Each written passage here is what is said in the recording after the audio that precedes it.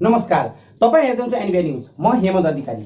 यतिखेर कोरोनाको महामारीले जहाँ तक हो विश्व त्रासदी छ र विभिन्न देश अब यो कोरोनासित लड्दै साथसाथमा अर्थव्यवस्थासित पनि जहाँ तक हो अब यसलाई पटरीमा ल्याउने कसरी भन्ने चिन्ता सताइरहेको छ र अब यो कोरोनासित लड्दै अब जो छ लकडाउनलाई पनि खोल्दै अब हामी जहाँ तक हो यो कोरोनासित जित हासिल गर्ने कसरी हो भन्दै हामी चाहिँ चलेका छौँ र अहिले हामीले तपाईलाई सन्देश दिनको निम्ति खास तौरमा नेपाल र भारतमा संक्रमितको संख्या बढ्दै गएको छ र पनि अर्थव्यवस्था पनि डबाडोल हुनको नाताले अब यसलाई कसरी हामी आफूले यो अर्थव्यवस्था बचाउँदै जहाँ तक हो जनतालाई सुरक्षित पार्दै हामी कसरी हिँड्न सकिन्छ भन्ने चिन्तनलाई सरकार लागिरहेका छन् र हामीले आज तपाईलाई सन्देश दिनको निम्ति बोलाएका छौँ। डाक्टर चन्द्र भण्डारीजी हुनुहुन्छ, उहाँ नेपाली कांग्रेसका केन्द्रीय सदस्य हुनुहुन्छ र संविधान सभा सदस्य पनि हुनुहुन्छ र नेपाली कांग्रेसका काफी सिनियर लिडर हुनुहुन्छ र हाम्रो एनबिआई न्यूजमा आएर तपाईलाई सन्देश दिन आउनु भएको छ। चन्द्रजी, हाम्रो एनबिआई न्यूजमा स्वागत छ, तपाईलाई नमस्कार। धन्यवाद हेमन्तजी, एकदम धन्यवाद। चन्द्र भण्डारीजी, अहिले तपाईको क्षेत्रमा तथा सम्पूर्ण क्षेत्रमा नेपालभरिमा के कस्तो प्रभाव परेको छ र अब जुन हिसाबले संक्रमितको संख्या बढ्दै गएको छ यसरी त अब जहाँ नेपालको अर्थव्यवस्थामा पनि काफी समस्या देखा परेको छ, के भन्नुहुन्छ तपाईले? हेमन्तजी, यो कोरोना भनेको एउटा निर्जीव एउटा भाइरस चीनबाट सुरु भएर विश्व भ्रमण गर्दै अहिले नेपालमा प्रवेश गरेको छ। यसले विश्वको अर्थतन्त्र, सामाजिक बनावट र मानिसको रहनसहनमा ठुलो प्रभाव पारेको छ। विश्वमा कुनै पनि युद्धहरूमा यति धेरै डर त्रास फैलिएको थिएन। यसले लकडाउनको नाममा विश्वका मानिसहरूलाई घरमा बन्दी बनाइदिएको छ। हाम्रा अहिलेका सबभन्दा चिन्तनहरू, हाम्रा सोचाइहरू, हाम्रा महत्वाकांक्षाहरूलाई पनि यसले ठुलो चुनौती दिएको छ। त्यति मात्र होइन कि विश्वका नेताहरू जसले आणविक भट्टी र मिसाइल बनाएर संसारमा राज्य गर्नलाई बसेका ती ताजहरू पनि यसले हल्लाइदिएको छ। अहिले मानिसलाई आणविक भट्टी र मिसाइलको महत्त्व कति र एउटा किटको महत्त्व कति, यसको बारेमा पनि हामीलाई यसले नयाँ अध्ययन गर्नका निम्ति चुनौती थपिदिएको छ। त्यसै क्रममा नेपालमा पनि यसको सुरुवात हुँदैछ। सुरुवात पनि कसरी हुँदैछ भने हाम्रो नेपालको विगतको चिन्तन र सोचाइ युवा युवतीलाई आफ्नै सोच देशभित्र राखेर त्यसलाई कसरी उपयोग गर्ने, प्रयोग गर्ने राष्ट्रका निम्ति नभनेर युवा युवतीहरूलाई विदेश पठाएर त्यसको रिमिटेन्सबाट देश चलाउने जुन सोच नेपालका विगतका नेताहरूले, योजनाविदहरूले गरे, त्यसको फलस्वरूप कोरोनाको समयमा धेरै मानिसहरू, युवा युवतीहरू आफ्नो देश र आफ्नो मातृभूमिको कोखतिर फर्कन थाले। त्यो स्वाभाविकै थियो। त्यसले गर्दा अरू देशमा भएको कोरोनाकोले हाम्रो देशमा पनि अब सरेर यो एकदम वृद्धि हुँदै गएको हामीले अनुभव गरेका छौँ र हामी अहिले यो समस्यादेखि जुझिरहेका छौँ। जहाँसम्म अर्थव्यवस्थाको कुरा हो, सारा उद्योग धन्दाहरू सबै बन्द भइसकेपछि अहिले विश्वमा बेरोजगारीको संख्या बढ्दैछ। हामी जस्ता विकासशील देशहरूलाई आर्थिक रूपले पनि समस्या छ, हाम्रो व्यवस्थापनमा पनि हाम्रो समस्या छ र धेरै युवा युवतीहरू एकैचोटि देशभित्र प्रवेश गर्ने हुनाले त्यसलाई व्यवस्थापन गरेर त्यसलाई आइसोलेसनमा राख्नका निम्ति पनि हामीलाई अहिले समस्या परिरहेको छ। बिल्कुल बिल्कुल। चन्द्रजी, अहिले खास तौरमा नेपाली कांग्रेस एक प्रतिपक्षमा रहेर यो महामारीलाई के कस्तो भूमिका खेलेको छ, यो विषयलाई बताइदिनुहोस्। होइन, अहिले यो कोरोना भनेकोले धनी र गरिब भन्दैन, नाक र छाला भन्दैन, तराई भन्दैन, त्यसकारणले यसलाई चाहिँ नि हामीले राजनीति रूपमा हेरेका छौँ। यसलाई कम्युनिस्ट काङ्ग्रेस पनि भन्दैन, भारतमा जस्तो भाजपा र कङ्ग्रेस पनि भन्दैन। यसले सबैलाई दाइ लाग्ने भएको हुनाले यो विश्वको मानवीय समस्या हो र त्यसलाई नेसनलिस्टिक आइसोलेसनमा हेर्दाखेरि यो नेपालको समस्या हो, नेपाली जनताको समस्या हो। त्यसकारण नेपाली काङ्ग्रेसले पनि यसलाई राजनीति धारबाट नहेरेर, राजनीतिक आँखाबाट नहेरेर सबै नेपालीको समस्या हो र हामी सबै मिलेर यसको समस्या समाधान गर्न पर्छ भनेर सरकारलाई हामीले सुझाव दिएका छौँ। सरकारले भनेका कुराहरूलाई हामीले मानेका छौँ। बिल्कुल। अहिले खास तौरमा यतिखेर नेपाल और भारतको सम्बन्धमा पनि जहाँ तक हो जनताबाट, मिडियाबाट अनि सरकारका पनि जो बातचित छन् अहिले एकदम रुखापनका छन् र नेपाल और भारतको जो मित्रता छ त्यसमा कहीं न कहीं दरार परेको छ। त्यो विषयलाई तपाईले के भन्न चाहनुहुन्छ? किन यस्तो स्थिति आएको छ अहिले? भारत र नेपालको सम्बन्ध जन्मदेखि मृत्युसम्मको सम्बन्ध छ। हामी नेपालीहरू चार काम गर्नलाई भारतमा जान्छौँ। भारतीय नेतादेखि जनतासम्म, पशुपतिनाथदेखि मुक्तिनाथदेखि धनुषामा जानकी मन्दिरदेखि लुम्बिनीमा गौतम बुद्धसम्मको दर्शन गर्न र नेपालका हिमालहरूको चुम्बन गर्न भारतीयहरू नेपालमा आउँछन्। हाम्रो धार्मिक सांस्कृतिक सम्बन्ध छ र हामी विगतमा पनि जब भारतमा अङ्ग्रेजहरूले आधिपत्य जमाए त्यो बेलामा पनि हामीले भारतलाई साथ दिएका हामी नेपालीहरू छौँ। ती नेपालीहरूलाई र अरू छिमेकीहरूलाई भारत जस्तो ठुलो देशले जो अन्तर्राष्ट्रिय रङ्गमञ्चमा नाच्न खोजिरहेको छ उसले हामी छिमेकीहरूलाई सँगै लिएर जाने कि हामी सबैलाई छोडेर ऊ एक्लै जाने, यो ठुलो सवाल हो।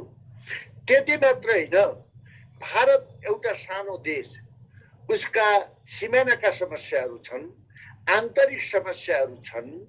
यी समस्याहरूलाई भारतीय आँखाले वसुधैव कुटुम्बको धारणाले हेर्ने कि छिमेकी जतिलाई सबैलाई टर्चर दिने, अपमान गर्ने दोस्रो यो प्रश्न छ। तेस्रो प्रश्न के छ भने हामीसँग जरुर सीमाका समस्याहरू छन्। भारत जस्तो देशले नेपालमा भूकम्प जाँदा नेपाली जनताहरू तपाईलाई हस्पिटलमा बसेको बेलामा भारत जस्तो देश छिमेकीले नाकाबन्दी लगाइदिने, तराईका जस्ता थोरै भूमि जसलाई हामीले सुगौली सन्धिबाट प्राप्त गरेको थोरै भूमि, तराईको भूमिलाई तटबन्धहरू बनाएर, सडक बनाएर, अग्ला बाँधहरू बनाएर नेपालको भूमि डुबाइदिने।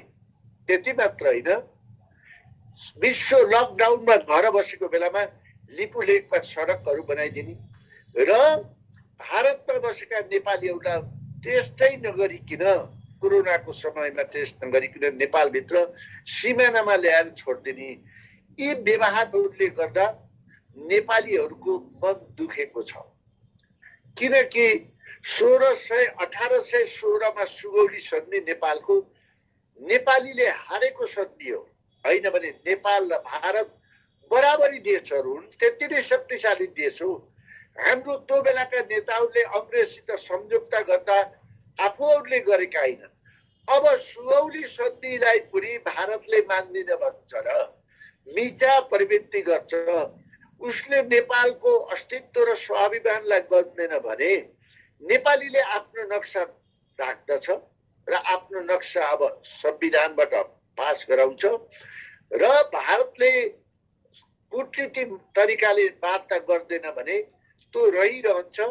अब कोरोना पछिको विश्व फरक तरिकाले जान्छ, चाहे हाम्रा सोचाइहरू, हाम्रा दृष्टिकोणहरू, हाम्रा मूल्य र मान्यताहरू, यी सबै कुरामा परिवर्तन हुँदा हिजो भोलिका धेरै दिनपछि हाम्रो यो सम्पत्ति भएर रहन्छ र आउने पुस्ताले यसको बारेमा निर्णय गर्छ। बिल्कुल। यतिखेर जहाँ तक हो भारत और नेपाल को संधि जो हिसाब को बनेको छ 1950 को, त्यो विषयलाई तपाईले के जानकारी दिन चाहनुहुन्छ?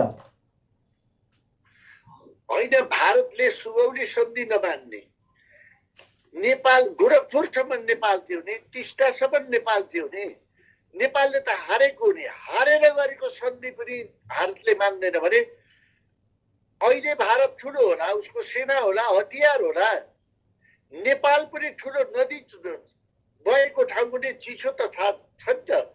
यो त तपाईँलाई वीर सेकेन्ड वर्ल्ड वारमा वीर गोर्खा अधिकार प्राप्त गरेको नि त नेपालले त। त्यसकारणले यसलाई चाहिँ नि भारतले चाहिँ नि हेप्नु हुँदैन। भारतले आफ्नो छिमेकीहरूलाई सँगै लिएर जानुपर्छ, कूटनीति तरिकाले नेपालको हितलाई हेर्नुपर्छ र नेपालको हितमा पो भारतले काम गर्ने हो। र नेपालको जस्तो सम्बन्ध भारतको कहाँबाट हुन सक्छ? नेपालको त भारतसित जस्तो सम्बन्ध र भारतको नेपालको जस्तो सम्बन्ध त विश्वमा कुनै पनि देशको छैन। हरेक कुराले भारत र नेपालको मिल्छ। त्यस्तो देशलाई भारतले किस्तीमै राखेर अरूको नाम चाइनिजले उचाल्यो अरे, कसले उचाल्यो अरे, पश्चिमाले उचाल्यो अरे, नेपालमा अहिलेसम्म कसैले उचालेको छ? भारतको इन्डिपेन्डेन्ट आन्दोलनमा, अङ्ग्रेज विरुद्धको आन्दोलनमा के हामीलाई कसैले उचालेर भारतको साथ दिन गएका हौँ? यी सबै कुराहरू के परमहंसदेखि भारतका ठुला ठुला महात्माहरूले आफ्नो किताबमा नेपालको भूमि लिपुलेख, त्यस अगाडिका भूमिहरू हामी नेपालमा बस्न गयौँ भनेर हिन्दी BBC सेवाले प्रसारित गर्ने कुराहरू के हामीले गरेका हौँ? के हामीले छल गरेका हौँ? त्यसकारण इन्डियाका नेताहरू, इन्डियाको सञ्चार माध्यमले नेपालीलाई धेरै हेप्ने, अपमान गर्ने, उसको सोभरेन्टीलाई मिच्ने काम गर्न हुँदैन भन्ने कुरा पनि भारतका नेताहरूले र भारतका सञ्चार माध्यमहरूले बुझ्नुपर्छ। बिल्कुल चन्द्र भण्डारीजी, अहिले खास तौरमा नेपालमा सुक्खा जो खुल्ला सीमाको कुरा हुँदाखेरि सम्पूर्ण पार्टी एक ठाउँमा एकजुट देखा परेका थिए भने अहिले नक्सा पास गर्दा धेरै राजनीति गरेको जस्तो देखिएको छ। यो विषयमा तपाईले के विचार राख्नुहुन्छ? नेपालको राजनीति पार्टीहरू हामी नेपालको नक्साका निम्ति लिपुलेख, कालापानी लगायत, सुस्ता लगायत जुन भारतले हाम्रो जमिनलाई अकुपाई गरेको छ, हामी सबै नेपालीहरू एकजुट छौँ। हामी एक ठाउँमा उभिन्छौँ र संविधान संशोधनमा पनि हामी एक ठाउँमा रहन्छौँ। त्यसकारण भारतले विभिन्न व्यक्तिहरूलाई समाएर उसको स्वाभिमानमा आघात पर्ने काम गर्नु हुँदैन। विगतमा भारतले पञ्चायतको बेलामा हुँदा धेरै ठुला नेताहरूलाई कङ्ग्रेसको हातबाट फुस्काएको छ।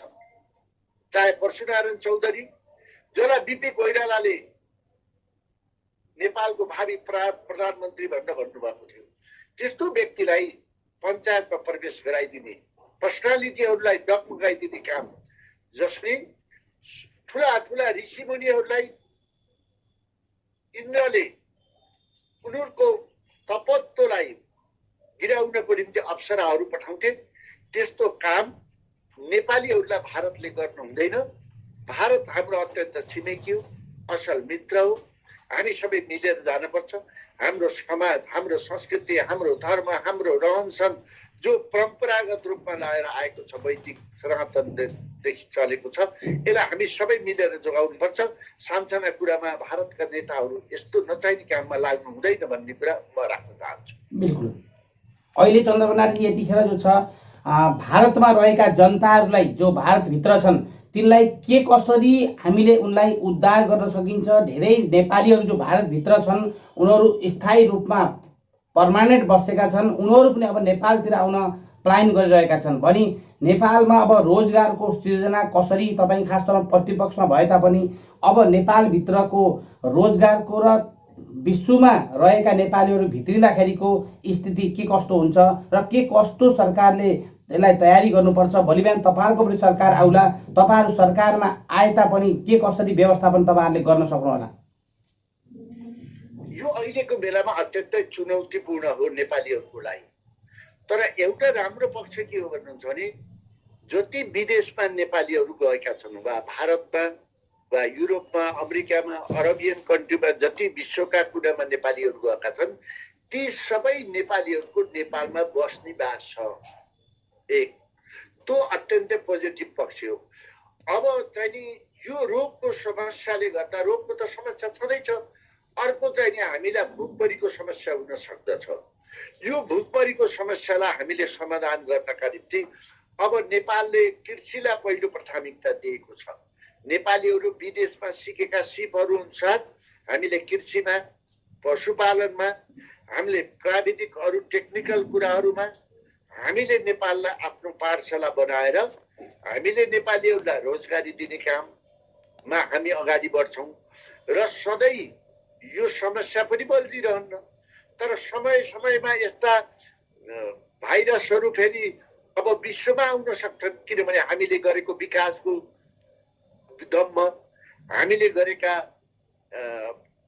अरू जीव जन्तुहरूलाई खानपानको दमका कारणले गर्दा बिल्कुल आज जुन रियाक्सन प्रकृतिले देखाएको छ चन्द्रजी, यसलाई पनि हामीले मध्यनजर गर्दै हाम्रा सबै नेपालीहरू जहाँ जहाँ बस्नु भएको छ, जसले विगतमा पनि नेपाललाई 7-8 खरब भन्दा बढी रिमिटेन्स दिएर नेपालको अर्थतन्त्र धान्नु भएको थियो। बिल्कुल उहाँहरूलाई हामी सम्मान गर्छौँ। र अर्को कुरा हामीले बुझ्नुपर्छ कि नेपालबाट भारतमा रिमिटेन्सको निम्ति नेपाल छैटौँ पर्छ भारतको निम्ति। हामीले नेपालीहरू भारतमा काम गरेर 1 खरब वर्षको ल्याउँछौँ भने 3 खरब इन्डिया भारतमा जान्छ भने अब त्यो सीमा त्यसको लागि त हामीले नेपालीहरूलाई हामीले सिकाएर पनि हामी त्यो काममा लगाउन सक्छौँ वा विदेशबाट ल्याएको सिपलाई पनि हामीले सदुपयोग गर्न सक्छौँ। र अहिले हामीले नेपालले बजेट प्रस्तुत गर्दा पनि स्वास्थ्य र कृषिमा हामीले प्राथमिकता दिने बजेट आएको छ र नेपालको जस्तो आर्थिक रूपले अलिक कमलाई यति धेरैले कुरा पुग्न सक्दैन। त्यसकारण हामीले विभिन्न खर्चहरू कटौती गराएर नेपाली नेताहरूले गरेको भिआइपी कल्चरको अन्त गरेर हामी बाहिरबाट नेपालमा अहिले जो आउँदै हुनुहुन्छ नेपालीहरूले उहाँहरूलाई हामीले ससम्मान राख्ने तयारी गर्छौँ। बिल्कुल चन्द्रजी, वास्तवमा नेपालमा सम्पूर्ण मिनरल्स अहिलेसम्म खनिज पदार्थको भण्डार छ। नेपाल दुनियाँमा पानीको क्षेत्रमा दूसरा देश छ पुरा विश्वमा। आज अहिलेको डेटमा पानीको धेरै समस्या देखा परेको छ आउने समयमा अझ। र नेपाल प्रकृतिको यति धनी हुँदाखेरि पनि जडीबुटीको विश्वमा लगभग जडीबुटीमा पनि नेपाल अब्बल नम्बरमा छ भनी नेपाल अहिले असहाय, गरिबी, लाचारी, हामी यति ऊ भन्ने स्थिति नेपालमा किन आएको छ? तपाईले नेपाललाई विकासको क्षेत्रमा ल्याउन किन सकिएको छैन? सरकारले जुन पनि सरकार आउँछन् आफ्नै कुर्सी जोगाउन र आफै त्यो ठाउँमा पुग्न, सामाजिक क्षेत्रमा भोलि बिहान इतिहास मोरेर गए पनि हामी अमर, हामीले काम गरेर जो आउने पिँढीलाई हामीले केही दिएर जाउँ भन्ने सोच नेपाली नेताहरूमा नहुने के कारण हो? राजा महेन्द्रको पालादेखि अहिलेसम्म जुन नेपालका नेताहरूले राम्ररी काम गर्न खोजे, नेपालको सोभरेनिटीको रक्षा गर्न खोजे, त्यसलाई नेपालको राजादेखि इन्डियन सरकारसम्मले त्यसको निम्ति विघ्न बाधाहरू गरिदिए। बिपी जस्तो नेता जसले नेपालको सोभरेनिटीको निम्ति अगाडि बढ्नुहुन्थ्यो, उहाँलाई र उहाँले भारतको सधैँ मिचा प्रवृत्ति र नाकाबन्दीबाट मुक्त हुनका निम्ति चीनसँग पनि उहाँले पारवन सन्धि गर्ने सडकहरूको कुरा गर्नुभयो। त्यस बापत राजा महेन्द्र र नेहरूजी मिलेर बिपीलाई थुनिदिए र प्रजातान्त्रिक व्यवस्था नै अन्त गरिदिए। त्यसपछि नेपालमा जति नदीहरू छन् जलस्रोतको लागि विश्वको दोस्रो जलस्रोतको धनी मुलुक देशमा जुनसुकै शासक आए पनि भारतलाई चढाउने, एउटा नदी चढाउने गर्न थाले, जसले गर्दा आज 10,000 मेगावाट बिजुली भारतले बन्धक बनाएर राखेको छ, जहाँबाट हामी सिँचाइ गर्न पनि पाउँदैनौँ। धेरै नेताहरूले यसलाई चढाए भारतका निम्ति। अहिले हामीले ती नदीहरूबाट बिजुली निकाल्नका निम्ति भारतको स्वीकृति लिन पर्ने स्थिति, सिँचाइ गर्दा स्वीकृति लिन पर्ने अवस्था, यस्तो अवस्थामा पुर्याए। नेताहरूको कारणले आज एउटा नदीबाट विश्वभरि नेपालले कमाएको पैसालाई हामीले त्यसमा लगानी गरिदियौँ भने, विद्युतमा मात्रै लगानी गरिदिए पनि नेपालका 3 करोड जनता धनी हुन सक्छन्, सम्पन्न बन्न सक्छन्। तर त्यो बाटो नचिनेर सत्तामा कसरी टिक्ने, भारतलाई कसरी रिझाउने, अरू देशलाई कसरी रिझाउने गर्दाखेरि नेपाल चाहिँ नि, नेपालले आज यो दुर्दशा भोग्न पर्यो र नेपालीहरू विदेशमा जान पर्यो। आज दुःखको बेलामा फेरि नेपालीलाई ल्याउन पर्ने यो अवस्था सिर्जना भयो र विगतका नेपालको नेतृत्वले देशको समृद्धि, देशको सुरक्षा भन्दा आफ्नो समृद्धि, आफ्नो परिवारको समृद्धि र देशको बारेमा हितको निम्ति धेरै शासकहरूले काम गरेनन्। त्यसकारण नेपाल पनि आर्थिक रूपले कमजोर भयो, नेपालीहरू पनि विदेशमा जान पर्ने भयो। आज नेपाललाई यस्तो कोरोना जस्तो सङ्कटले गर्दा आइसोलेसन पनि वार्डहरू बनाउन नसक्ने अवस्था हाम्रा विगतका नेताहरूले बनाउनु भयो। बिल्कुल चन्द्र भण्डारीजी, अहिले सरकारले बजेट लिएर आएको छ र यो बजेट जो छ, तपाईँ खास तौरमा प्रतिपक्षमा हुँदाखेरि तपाईँले यो बजेटलाई कुन तहले या कुन नजरले देख्नु भएको छ र सरकारले यो बजेट कुन ठाउँमा बढी मात्रामा व्यवस्थित गर्नुपर्ने देखा परेको छ? अहिले नेपालमा लगातार नेपालमा बजेटहरू जुन सरकार आए पनि नेपालमा बजेट प्रस्तुत गर्छ, विकासका कुरा गर्छ, जनताका कुरा गर्छ, जनताको हितका कुरा गर्छ। तर हामीले अहिलेसम्म हेर्न पर्ने कुरा के हो भने नेपालका नेताहरूले, नेपालका विज्ञहरूले नेपालको भूबनोट अनुसारको विकास गर्न सकेनन् भन्ने मेरो भनाइ छ। हामी एसियामा 101 वर्ष पहिले सुरुङ मार्ग सुरु गरेका हौँ। नेपालको हिमाल, पहाड, तराई मिलेर बनेको हुँदाले यो सडक सञ्जाल मात्रै गरायौँ भने यो दुर्घटनामा धेरै पर्छ। यसले चाहिँ नि नेपालीहरूलाई छिटो छरितो बनाउँदैन। त्यसकारण नेपालले सुरुङ मार्गको सुरुवात गर्नुपर्छ भनेर हामीले गर्यौँ। एसियामा पहिलो सुरुङ मार्ग सुरु गर्ने नेपालमा अहिलेसम्म सुरुङ मार्गहरू हामीले बनाउन सकेनौँ। हामीले लामा सडक, खर्चिला सडक, धेरै समय लाग्ने सडक र धेरै महँगो सामान आउने सडक हामीले बनायौँ। त्यो कसरी गरायौँ भने सबै त्यो भारतको डिजाइनमा लामा सडक बनायौँ। हामीले बिपी राजमार्गले पूर्व जोड्छ, त्यो जोड्दा वान वेको सडक बनायौँ। त्यति ठुलो सडक अरबौं खर्च गरेर वान वेको बनायौँ। 2टा तराई र पहाडलाई जोड्नका निम्ति पनि हामी बनाएनौँ। हामीले काठमाडौँदेखि हेटौडाको सडक मात्रै बनाइदिएको भए 1 घन्टामा हेटौडाबाट काठमाडौँ आउन सक्थ्यौँ। 4 नम्बर प्रदेश मुगलिङबाट काठमाडौँ आउँथ्यौँ। अरू सबै प्रदेशहरू हेटौडाबाट आउँदा हामीलाई 2 घन्टा कममा हामी आउन सक्थ्यौँ। आज यत्रा सडकहरू घुम्न पर्ने थिएन, यति धेरै दुर्घटना हुन सकेन। त्यतिकै त्यही तरिकाले हामी यत्रो व्यापार घाटा हुने थिएन। आज हामीले कृषिमा युवाहरूलाई हामीले यहाँ नेपालमा लगाउन सकेको भए आज भारतबाट आउने विषालु तरकारी खान पर्ने थिएन।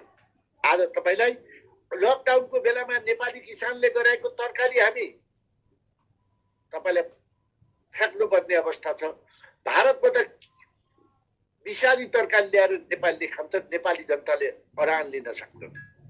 जलस्रोतमा देखि जलस्रोत, कृषि, स्वास्थ्य हरेक कुरामा हामी अरूको भर पर्दाखेरि हामीले चाहिँ नेपाली नेताहरूले नहेर्दाखेरि र नेपालको आवश्यकता, नेपालको भूबनोट अनुसार काम नगर्दा बजेटहरू ल्याउँदाखेरि सीमित व्यक्तिहरू मोटाए, सीमित व्यक्तिहरू सम्पन्न भए, सीमित व्यक्तिको परिवारहरू बने, तर नेपाल बन्न सकेन, नेपाल सुरक्षित पनि बन्न सकेन। त्यसकारण मैले भन्दै आएको छु सधैँ, अहिले जुन बजेटहरू प्रस्तुत गरेका छन् त्यो बजेट नेपालीहरूलाई छिटो छरितो हुने राजमार्गहरू, एकीकृत बस्ती व्यवस्थाहरूको चिन्तन नगरिकन जस्तो सुकै बजेट ल्याए पनि त्यसको कुनै पनि उपलब्धि हुँदैन भन्ने कुरा मैले राखेको छु र यो बजेट पनि त्यही किसिमको निरन्तरता हो। एक दोस्रो कुरा 40% अरूको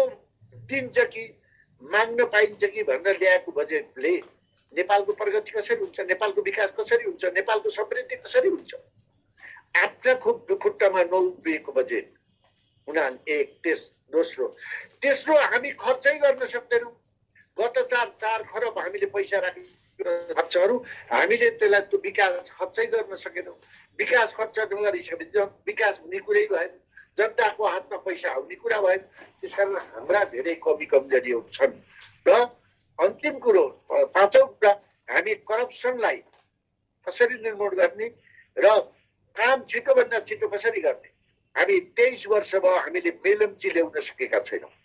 हामी ठुला कुरा गर्ने, राजनीति कुरा गर्ने, तपाईँलाई भाषण मात्रै गर्ने, काम नगर्ने प्रवृत्तिले गर्दाखेरि नेपाल धेरै पछि परेको छ। र यो चारवटै कुराहरूमा अहिलेको बजेटमा नीति कार्यक्रममा कमजोरी छ। त्यसकारणले हामीले चाहेर पनि हामी काम गर्न सक्दैनौँ भन्ने मलाई लाग्छ। बिल्कुल चन्द्रजी, अहिले नेपालको संक्रमितको संख्या 1800 भन्दा पनि बढी पुगिसकेको छ र 8 जनाको ज्यान गएको छ भन्ने खबर छ। र यो स्थितिमा सरकारले कस्तो तयारी गर्नुपर्ने हो, सरकार अहिले कहाँ चुको र तपाईँले सरकारलाई के सुझाव दिन चाहनुहुन्छ यो विषयलाई तयारी गर्नको निम्ति?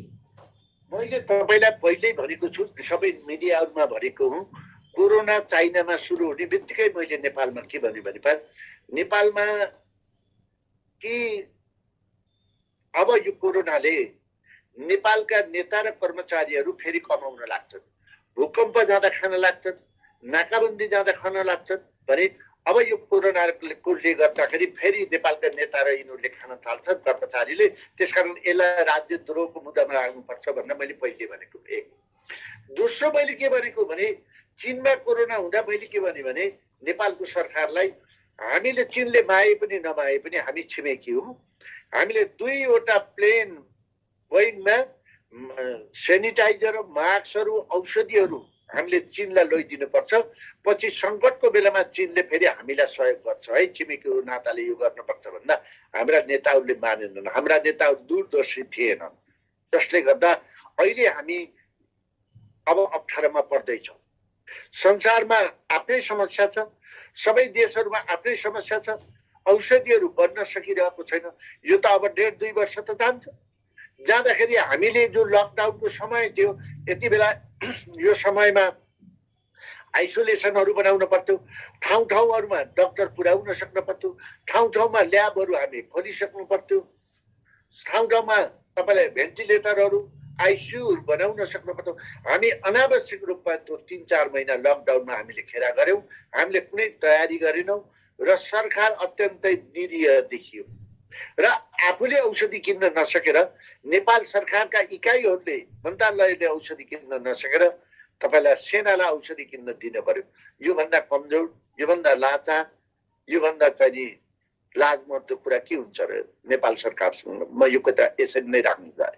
बिल्कुल चन्द्रजी, अब यो नेपाललाई खास तौरमा नेपालको विकासको निम्ति, जहाँ विश्वमा हामीले नेपाललाई चाहिँ स्विट्जरल्यान्ड बनाउने भन्ने भाषण दिएर सरकारमा पुगेका नेताहरूले तपाईँको पालामा पनि सरकार तपाईँले पनि चलाउनु भयो र बेला बेलामा कहिले तपाईँहरूको मौका आउँछ, कहिले नेपालको विभिन्न राजनैतिक दलको मौका छ भनी सरकारमा पुगिसकेपछि आफ्ना वादा जुन हिसाबले बढ्न पर्ने नेपालमा सम्पूर्ण चिज हुँदा पनि नेपाल अहिले पनि विश्वमा पिछडिएको हुने कारण के छ? नेपालमा व्यवस्था परिवर्तन भयो। पञ्चायत थियो, बहुदल आयो, संवैधानिक राजा थिए, फेरि 62-63 सालको आन्दोलनले फेरि राजा फाल्यो, गणतन्त्र आयो। यो 3वटा फेजमा व्यवस्था परिवर्तन भयो, नेतृत्व परिवर्तन भयो, नेतृत्वको सोचाइ परिवर्तन भएन। एउटै अनुहार, एउटै दृष्टिकोण, एउटै बुझाइ, एउटै उनी पुराना कुराहरू, न चुनौतीको थाहा छ, न भविष्यको आकलन थाहा छ। यो नेपालको विकासको बाधा व्यवस्था होइन, नेतृत्व भन्न मैले यसको बारेमा लेखिसकेको छु र मैले यसको समीक्षा पनि गरिरहेको छु। हामीले विगतमा राजा विकासको बाधा को भन्यौँ? राजालाई भन्यौँ। हामीले विगतमा सबै यसको बाधा धर्म हो भन्यौँ, हिन्दू धर्म भन्यौँ, हामी धर्मनिरपेक्षता भन्यौँ। होइन, विकासको बाधक सिंहदरबार हो, सिंहदरबारको अधिकार गाउँमा जानुपर्छ भनेर गाउँमा अधिकार प्रयोग त्यति मात्र होइन, समानुपातिक प्रणाली हो। सबैको प्रतिनिधित्व सरकारमा भएन, सदनमा भएन भन्दा समानुपातिक प्रणाली ल्याऊ। जतिसुकै गर्दा पनि उही नेता भएको कारणले गर्दा उही हरेक परिवर्तनमा एउटै व्यक्ति, उही अनुहार, उही सोच नेता भएको कारणले गर्दा नेपाल अगाडि बढ्न सकेन र नेपालको समृद्धिको बाद नेपालको नेतृत्व भन्न मैले यसको निष्कर्ष निकालेको छु। बिल्कुल। यहाँ जो छ चन्द्र भण्डारीजी हुनुहुन्थ्यो र नेपाली काङ्ग्रेसका केन्द्रीय सदस्य र संविधान सभा सदस्य, खास तौरमा उहाँ जो छ गुल्मीबा हुनुहुन्छ। र चन्द्रजी, हामीले समग्र ल्याउँदाखेरि सन्देश दिने कार्यक्रम गर्छौँ र हाम्रा जो छ एनबिआई न्युज हेरेका दर्शकहरूलाई पनि लास्ट सन्देश दिनुहोस्। अब हामी विश्वको जनताहरू र विश्वका नेताहरूलाई हेर्दा अहिले विश्वमा एउटा निर्जीव कोरोनाको एउटा भाइरसले हाम्रा विकास, हाम्रा घमण्ड, हाम्रा आणविक भट्टी, हाम्रा मिसाइलहरू र त्यसलाई देखाएर शिरमा ताज लगाउनेहरूका ताजहरू अहिले हल्लिएका छन्। आज विश्वका मानिसहरू कहीँ नेसनलिस्ट आइसोलेसनमा कि पारिवारिक आइसोलेसन, यो अवस्था छ। यो अवस्थालाई अब हामीले सामूहिक रूपले फेस गर्न लाग्न पर्थ्यो। एकै ठाउँमा बसेर औषधि उत्पादन गर्न पर्थ्यो। एकले अर्कालाई कसैले ब्लेम नगरेर सम्बन्ध वृद्धि गर्न पर्थ्यो। मानव हितका निम्ति वसुधैव कुटुम्बकमको सिद्धान्त लिएर एकले अर्कालाई चाहिँ नि भाइचाराको व्यवहार गर्न सक्न पर्थ्यो। आज त्योबाट यो विश्व चुकेको छ र नेपालमा पनि यो समस्यालाई समाधान गर्नको निम्ति नेपालको नेतृत्व पनि चुकेको छ। यसले काम गर्न सकेको छैन। त्यसकारण अब हामी विश्वका मूर्ख नेताहरू र नेपालमा असक्षम नेताहरूलाई हामी सबै मिलेर वसुधैव कुटुम्बक भन्ने पूर्वीय दर्शनलाई आधार मानेर अब संसारको हितका साथसाथै नेपालको हित समृद्धिका निम्ति हामी सबै एकजुट भएर लाग्नुपर्छ। कुनै रसिदको नाममा, कुनै पार्टीको नाममा कुनै पनि भ्रष्टहरू र अरूको भारी बोक्ने भरियाहरूलाई अब हामीले छुट दिन हुँदैन। अरूको भारी बोक्ने भनेको अरूको विचार, अरूको चिन्तनलाई बोकेर आफ्नो मौलिकता, आफ्नो संस्कृति, आफ्नो धर्मलाई ध्वस्त गराउने कुरालाई अब हामीले सहन गर्नु हुँदैन। तिनीहरूलाई हामीले बोक्नु पनि हुँदैन। यो अहिले विश्वको तत्काल आवश्यकता हो भन्ने कुरा म सबै साथीहरूलाई राख्न चाहन्छु। बिल्कुल। यतिखेर हामी टिम आएर चन्द्र भण्डारीजी केन्द्रीय सदस्य नेपाली काङ्ग्रेस र संविधान सभा सदस्य गुल्मीबाट हुनुहुन्थ्यो र हाम्रो एनबिआई न्युजमा आएर तपाईँलाई सन्देश दिनुभयो र हामीले फेरि बोलाउने बाचासहित अहिले हामीले बिदा लिन्छौँ र हाम्रो एनबिआई न्युजमा आएर तपाईँले सन्देश दिनुभयो, यसको लागि धेरै धेरै धन्यवाद। नमस्कार। र हेमन्तीजी, हजुरलाई पनि धन्यवाद। हजुरको मिडिया मार्फत हेर्ने सबै साथीहरूलाई मेरो अत्यन्त आभार र मलाई बोलाउनु भयो, धन्यवाद। जय नेपाल। जय Nepal. Subscribe to our channel by clicking the subscribe button. Click the bell button and enjoy the latest uploads from our channel. Subscribe to our channel by clicking the subscribe button. Click the bell button and enjoy the latest uploads from our channel.